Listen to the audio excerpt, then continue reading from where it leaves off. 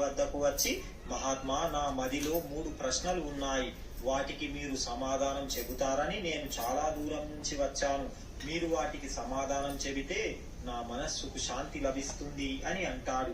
అప్పుడు శ్రీకృష్ణ భగవానుడు, నారద మహాముని, నువ్వు నిస్సందేహంగా నీ మనస్సులో ఉన్న ప్రశ్నలను అడుగు, నేను వాటికి ఖచ్చితంగా సమాధానం చెబుతాను అని అంటాడు. అప్పుడు నారద మహాముని, మహాత్మా, మానవుని జీవితంలోకి ఏ కారణం చేత దరిద్రం వస్తుంది? ఏ పాపం చేయడం వల్ల లక్ష్మీదేవి ఇంట్లోంచి వెళ్ళిపోతుంది? అలాగే ఎలాంటి పుణ్యం చేస్తే లక్ష్మీదేవి ఇంట్లో నివాసం ఉంటుందో నాకు వివరించి చెప్పండి అంటూ అడుగుతాడు. అప్పుడు శ్రీకృష్ణ భగవానుడు, నారద మహాముని, నువ్వు మంచి ప్రశ్నలే వేశావు. ఇవి అందరికీ ఉపయోగపడతాయి. నీకు దీనిని వివరించేందుకు ఒక చిన్న కథను చెబుతాను. అందులో నువ్వు అడిగిన అన్ని ప్రశ్నలకు సమాధానం లభిస్తుంది అంటూ కథను చెప్పడం ప్రారంభించాడు శ్రీకృష్ణ భగవానుడు. పూర్వం ధర్మధ్వజుడు అనే ఒక మహారాజు ఉండేవాడు. ఆయన చాలా ధర్మాత్ముడు. ప్రజల కోసం ఎన్నో సేవలు చేసేవాడు, ఎన్నో దాన ధర్మాలు చేసేవాడు. అతను ఎంత ధర్మాత్ముడంటే, ఆ నగరంలో ఎవరైనా చిన్న చిన్న వ్యాపారం చేసుకోవడానికి వచ్చి వారి వస్తువులు ఒకవేళ సాయంత్రం వరకు అమ్ముడు కాకపోతే వాటిని మహారాజే స్వయంగా వారి వద్ద నుండి ఆ మిగిలిన వస్తువులను కొనుక్కునేవాడు. తన రాజ్యంలోంచి ఎవ్వరిని ఉట్టి చేతులతో పంపేవాడు కాదు. సాయంత్రం కాగానే సైనికులు అంగడిలోకి వెళ్లి ఎవరి వస్తువులు మిగిలినా వాటిని తీసుకొని దానికి విలువైన ధనం వారికి ఇచ్చేవారు. ఇలా మహారాజు గొప్పతనం 4 వైపులా వ్యాపించింది. అన్ని లోకాలలో అతని గురించి గొప్పగా చెప్పుకుంటున్నారు. అలా ఆ విషయం యమధర్మరాజుకు తెలిసింది. ధర్మధ్వజుని గొప్పతనం స్వయంగా తెలుసుకోవాలని ఒక పేద బ్రాహ్మణుని వేషం ధరించి ఒక పాత పెట్టెను తీసుకొని అందులో చెత్త, పనికిరాని వస్తువులను నింపుకొని ధర్మధ్వజుని రాజ్యంలోని అంగడిలోకి చేరుకొని వాటిని అమ్మే ప్రయత్నం చేస్తున్నాడు. కానీ ఆ పనికిరాని వస్తువులను ఎవరు తీసుకుంటారు? ఎవ్వరు కొనుక్కోవడం లేదు. సాయంత్రం అయ్యింది. ఇక సైనికులు వచ్చి, ఓ బ్రాహ్మణుడా, నీ వస్తువులను ఇంకా ఎవ్వరూ కొనుక్కోలేదా? అసలు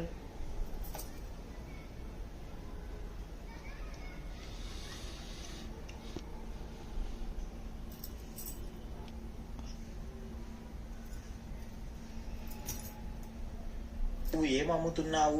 ఏదైనా ఉండని. మహారాజు ఆదేశం ప్రకారం సాయంత్రం వరకు వస్తువులను అమ్మకపోతే మేమే వాటిని కొనుక్కుంటాం. ఈ పెట్టెలో ఏమున్నాయి? వాటి విలువ ఎంత అంటూ అడుగుతారు. అప్పుడు ఆ బ్రాహ్మణుడు, చూడండి, నేను ఇందులో దరిద్రాన్ని తీసుకువచ్చాను. అంటే అంతా చెత్తనే నింపుకొని వచ్చాను. దీని విలువ 1000 బంగారు నాణ్యాలు అని అంటాడు. ఆ బ్రాహ్మణుడు చెప్పిన విచిత్రమైన మాటలు విని ఆ సైనికులు నవ్వుతూ, నీకు పిచ్చి పట్టిందా? ఆ దరిద్రాన్ని ఎవరు తీసుకుంటారు? దానికి ఏ విలువ లేదు అని అంటారు. అప్పుడు ఆ బ్రాహ్మణుడు, చూడండి, దీనికి ఏ విలువ లేకపోతే నేను దీనిని తిరిగి నా ఇంటికి తీసుకువెళ్తాను. అయితే మహారాజు గురించి నేను విన్న గొప్పతనమంతా అబద్ధమే. మహారాజు ఎవ్వరినీ ఉట్టి చేతులతో పంపడు అని నేను విన్నాను. ఏది మిగిలినా కొనుక్కుంటాడు అని అనుకున్నాను అని అంటాడు. బ్రాహ్మణుని మాటలు విన్న సైనికులు, నువ్వు విన్నది నిజమే. మహారాజు ఏ వ్యాపారిని ఊరికే పంపడు. మిగిలిన వస్తువులను తప్పకుండా కొనుక్కుంటాడు. నువ్వు ఇక్కడే కొద్దిసేపు ఉండు. మహారాజుకు ఈ విషయం చెప్పి మేమే తిరిగి వస్తాం అంటూ ఒక సైనికుడు అక్కడ నుండి మహారాజు వద్దకు చేరుకొని, ఈ రోజు మన అంగడిలోకి ఒక బ్రాహ్మణుడు వస్తువులను అమ్మడానికి వచ్చాడు. అతను ఒక విచిత్రమైన వ్యక్తి. అతను ఒక పెట్టెలో చెత్తను నింపుకొని వచ్చి, ఇందులో దరిద్రం ఉంది, దీన్ని 1000 బంగారు నాణ్యాలకు అమ్ముతాను అని అంటున్నాడు. అప్పుడు మహారాజు, వెంటనే మీరు వెళ్ళండి. వెళ్ళి అతను అడిగిన ధనం ఇచ్చి వాటిని కొనుక్కోండి. లేదంటే నేను ఇచ్చిన మాట తప్పవలసి ఉంటుంది.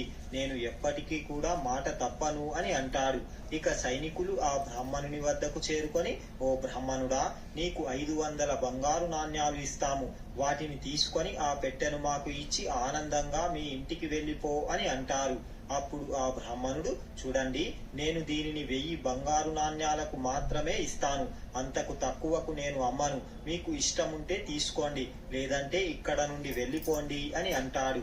అప్పుడు సైనికులు వెంటనే మహారాజు వద్దకు వెళ్లి, మహారాజా, మేము ఆ బ్రాహ్మణునికి 500 బంగారు నాణ్యాలు ఇస్తాము అని అడిగాము.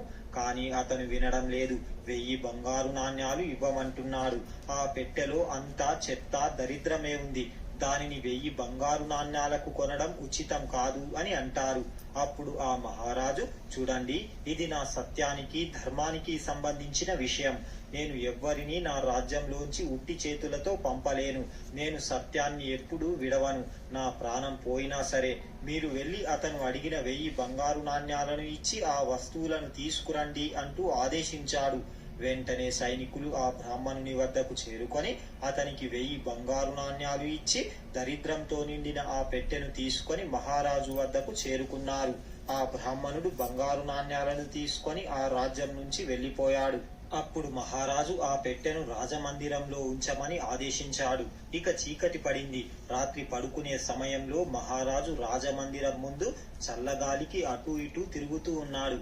అదే సమయంలో ఆ రాజమందిరంలో నుండి అత్యంత సుందరమైన ఒక స్త్రీ బయటకు వస్తూ కనిపించింది. ఆమె నానా రకాల ఆభరణాలు ధరించి ఉంది. అప్పుడు మహారాజు ఆమెను చూసి ఆశ్చర్యపోతూ, దేవి, మీరు ఎవరు? ఇంత రాత్రి సమయంలో ఇక్కడ ఏం చేస్తున్నారు? ఎక్కడ నుండి వస్తున్నారు?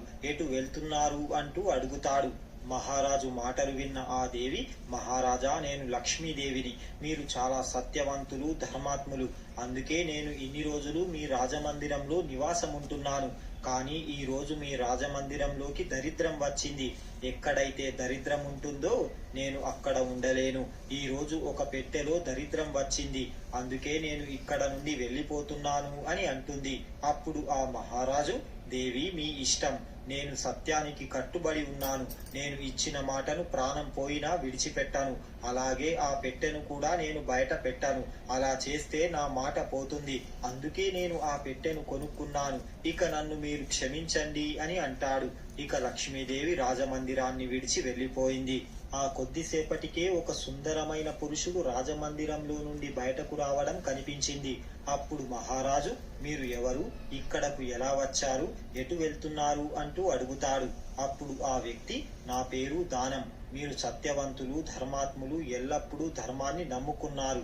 అందుకే నేను ఇన్ని రోజులు మీ రాజమందిరంలో నివాసం ఉంటున్నాను. కానీ ఇప్పుడు లక్ష్మీదేవి ఇక్కడ నుండి వెళ్లిపోయింది. ఇక లక్ష్మీదేవి లేనప్పుడు మీరు దానం ఎలా చేస్తారు? ఇప్పుడు మీ వద్ద ధనం లేదు. అందుకే నేను మిమ్మల్ని విడిచి వెళ్లిపోతున్నాను అని అంటాడు. అప్పుడు మహారాజు, సరే దేవా, మీ ఇష్టం. మీరు వెళ్ళవచ్చు. నేను మాత్రం ఇచ్చిన మాటను తప్పను అని అంటాడు. ఇక దానం కూడా మహారాజును విడిచి వెళ్లిపోయింది. ఆ కొద్దిసేపటికే మరో సుందరమైన పురుషుడు బయటకు వస్తూ కనిపించాడు. అప్పుడు మహారాజు, మీరు ఎవరు? ఎటు వెళ్తున్నారు అంటూ అడుగుతాడు. అప్పుడు ఆ సుందర పురుషుడు, మహారాజా, నేను పుణ్యాన్ని ప్రసాదించే యజ్ఞాన్ని. మీరు దాన ధర్మాలు చేసేవారు. అందుకే నేను మీ రాజ్యంలో నివాసం ఉంటున్నాను.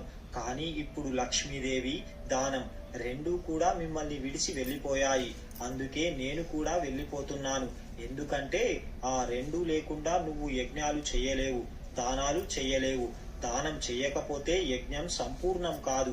అందుకే నేను కూడా మిమ్మల్ని విడిచి వెళ్లిపోతున్నాను అని అంటాడు. అప్పుడు మహారాజు, సరే, మీ ఇష్టం, వెళ్లిపోవచ్చు అని అంటాడు. ఇక యజ్ఞం కూడా మహారాజును విడిచి వెళ్లిపోయింది. ఆ కొద్దిసేపటికే మరో సుందర పురుషుడు బయటకు వస్తూ కనిపించాడు. అప్పుడు మహారాజు, ఎవరు మీరు? బయటకు ఎందుకు వెళ్తున్నారు అంటూ అడుగుతాడు. అప్పుడు ఆ సుందర పురుషుడు, మహారాజా, నేను యశస్సును. మీరు చేసిన పుణ్యాల కారణంగా నేను మీ వద్ద ఇన్ని రోజులు నివాసం ఉంటున్నాను. కానీ ఈ రోజు మీ వద్ద నుండి లక్ష్మి, దానం, యజ్ఞం వెళ్లిపోయాయి. అవి లేకుండా మీకు యశస్సు లభించదు. అందుకే నేను నిన్ను విడిచి వెళ్లిపోతున్నాను అని అంటాడు. ఇక మహారాజు ఆయనకు నమస్కరించి వెళ్లిపోవచ్చు అంటూ పంపించేశాడు. రాజమందిరంలో నుండి బయటకు వచ్చింది.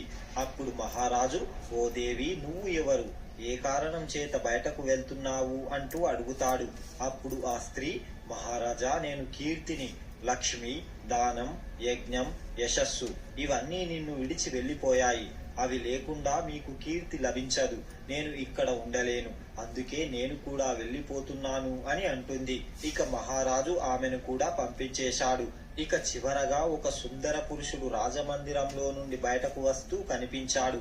అతడిని చూసిన మహారాజు, మహాత్మా, మీరు ఎవరు? మీరు కూడా నన్ను విడిచి వెళ్లిపోతున్నారా అంటూ దీనంగా అడుగుతాడు. అప్పుడు ఆ సుందర పురుషుడు, మహారాజా, నేను సత్యాన్ని.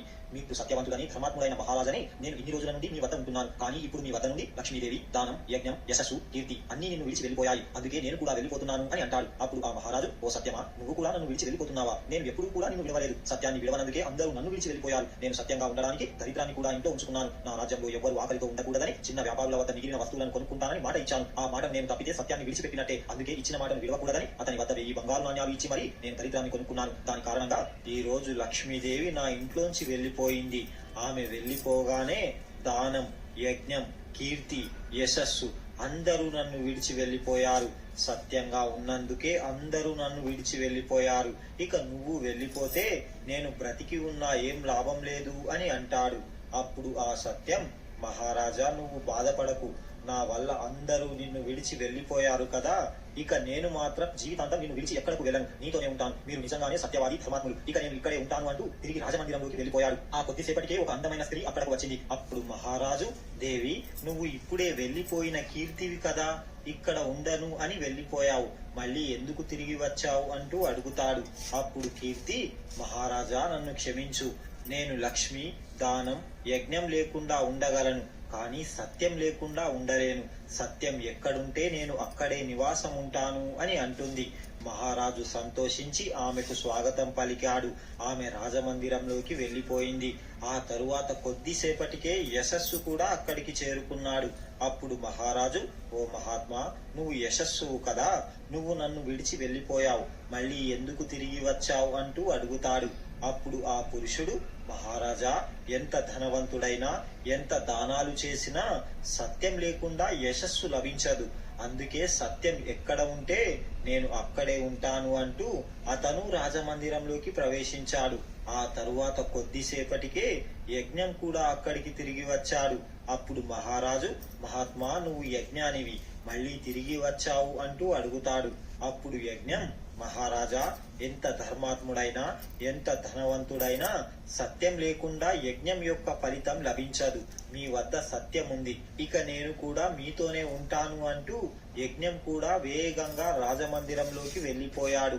ఆ కొద్దిసేపటికే దానం కూడా తిరిగి వచ్చాడు. అప్పుడు మహారాజు, మహాత్మా నువ్వు నన్ను విడిచి వెళ్ళిపోయావు కదా, మళ్ళీ ఎందుకు వచ్చావు అంటూ అడుగుతాడు. అప్పుడు దానం, మహారాజా నేను మిమ్మల్ని విడిచి వెళ్ళిపోయాను, కానీ మీ వద్ద ఇప్పుడు సత్యం, ధర్మం ఉంది. సత్యం ఎక్కడ ఉంటే నేను అక్కడే ఉంటాను. మానవుడు ఎంత ధనవంతుడైనా సత్యం లేకుండా దానం చేయలేడు. దానం, సత్యం ఎప్పుడూ కలిసే ఉంటాయి.